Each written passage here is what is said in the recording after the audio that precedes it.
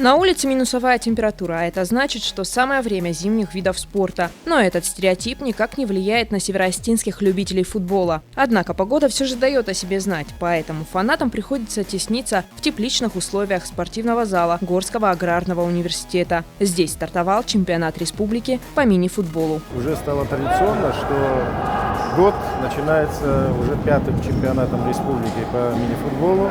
Этот чемпионат имеет статус первенства чемпионат Российской Федерации «Первая лига», зона Осетия. И уже это 5-й чемпионат, и вот мастерство ребят растет. Естественно, это не просто, говорится, пауза между большим футболом. Разбег, удар и мяч стрелой летит прямо в ворота противника. В этой игре было все – от стремительной атаки до просто красивых комбинаций. Вот только вместо профессиональных спортсменов на поле вышли любители. Многие из них болеют футболом уже не первый год, а некоторые начинают только приобщаться. Но для каждого этот турнир – долгожданное событие. Спортсмены в полной боевой готовности, ведь на кону участие в чемпионате России. Первая же игра показалась,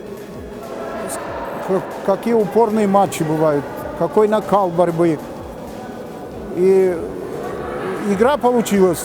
И сейчас другие игры тоже не меньше накал будет.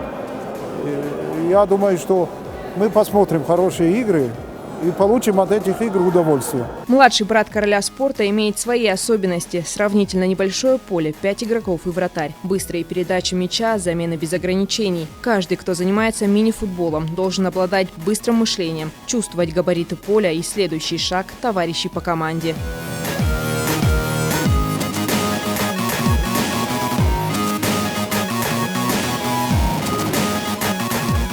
Игры чемпионата проходят по круговой системе. Пока же о своих претензиях на медали заявляют команды-старожилы Горского аграрного университета и СК ГМИ. Судьи отмечают, что за ними не отстанут и другие – «Спартак», «Стимул», сборная Михайловского «Ирбис» и другие. Всего же в соревнованиях примут участие 8 команд. Соперники всегда были сложные. Вот, в частности, мы сыграли с командой